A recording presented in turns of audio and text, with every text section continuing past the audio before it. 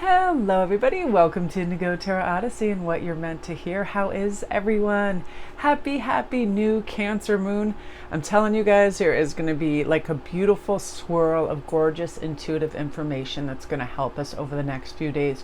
Just reach calm, stable, grounded, peaceful energy. The Cancer loves, poetry and reading and whimsy and nature, and we're going to be compelled to release any of those weird kind of ties to things that are more mundane, like, oh, I have to go whatever clean or go do tasks and all of this. We'd rather sit under a tree and read a book, listen to a great reading, connect with our inner selves. It's a great time for self-care and grooming and just letting yourself float and drift and feel good about whatever ambiance is around us. So it's a great time to sit at the beach, your backyard, a forest, something absolutely gorgeous, something absolutely garbage. Oh my gosh, you guys, I'm reading the funniest book and I've been posting it over on IG. I just love it. It's these little aliens and they just talk about stuff that happens on the planet, and it's hilarious, about like when kids see their teachers outside of the classroom and they're like, why is this instructor outside the learning center? And it's so silly, and like coffee is jitter juice, and it just cracks up. It gets me in the best mood, and I've been reading that when I first get up, and it really does just kind of like start my day with, where can I find silliness and fun? And that's why I love this create card. Everyone has the ability to create a life of joy. It's our birthright to manifest our desires, our hopes, our dreams. We just inundate ourselves with absolute crap. It's dead stop, period. We will see something on IG, we'll hear something on the news, we will witness something with our neighbor, and we will think, oh my gosh, we don't measure up, we need to do this, we need to mow our lawn, we need to get new plants, we need to do this. All of this ridiculousness that through the power of some weird suggestion through observation, we think we're not enough for some reason. But when we're creating, when I'm making jewelry, when I'm making a read, I never feel like I have to level up or chase somebody else's measure of yardstick of success. No, sir. It's like, I feel when we consciously choose what we create and how we influence others, how do you wish to show up in this world? How would you want to be remembered?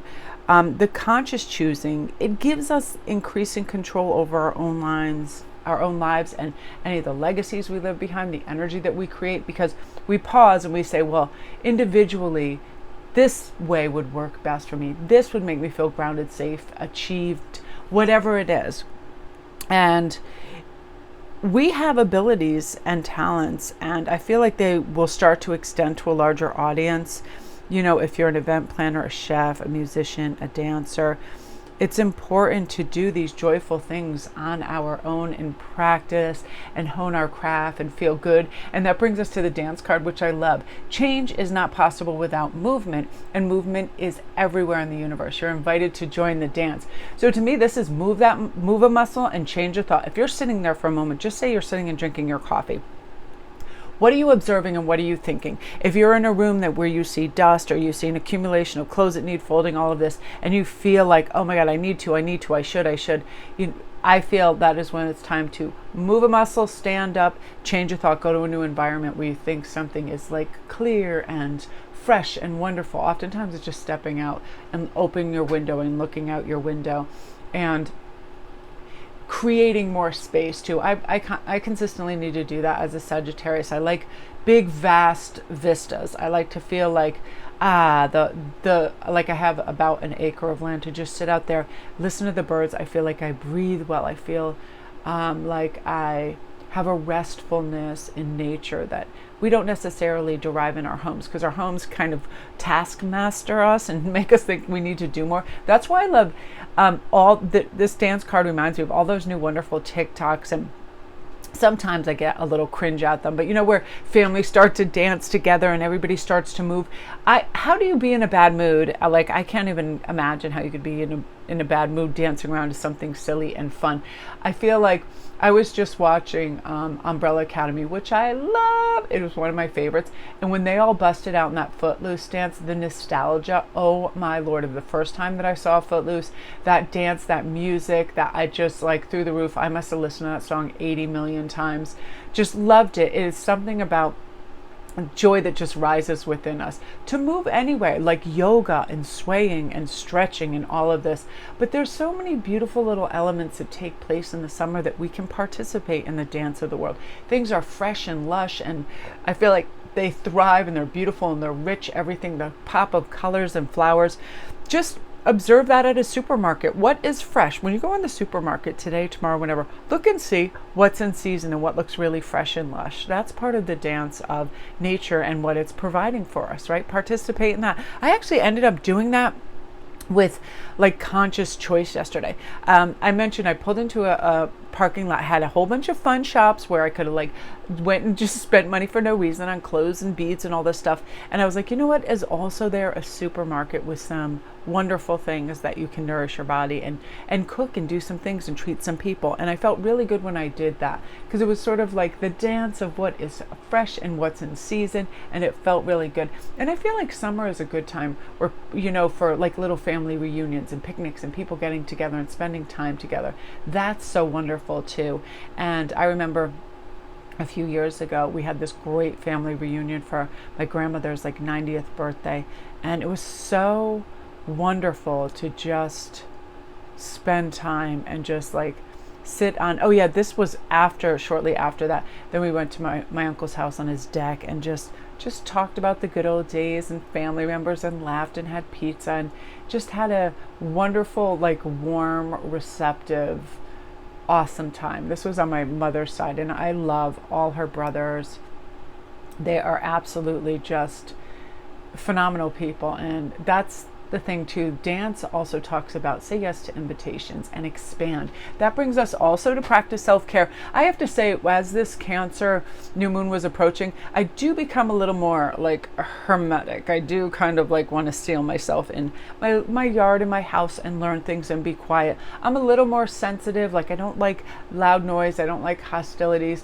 Sometimes if like even yesterday, I don't know what I avoided. I think I heard like a baby or a toddler, somebody having a tantrum, and I was like, oh, I'm not going down that aisle. Like I was in the grocery store. I just feel sensitive to that. So I like I like to be embedded in solitude and learn and be in nature and just, you know, entertain my own thoughts. It's a good time for that. So serve others, but don't neglect your own needs. You can't give what you don't already have. Replenish your cup and attend to yourself. I also believe that's why I'm doing this. I have a lot of clients right now that are feeling this yo-yo effect, that are feeling just like scattered to the winds and feeling like, I need I need an anchor. And that can happen all different times in our life. Now, if I go in and I check in with too many people and I'm trying to problem solve and resolve, all of a sudden I'll feel like my bandwidth get thinner and thinner. And then I'm like, oh, I don't have the energy to go there or do this. So I acclimatize to, a really good environment out in my backyard and, anchor in and feel stable. And then I can check in with everybody, because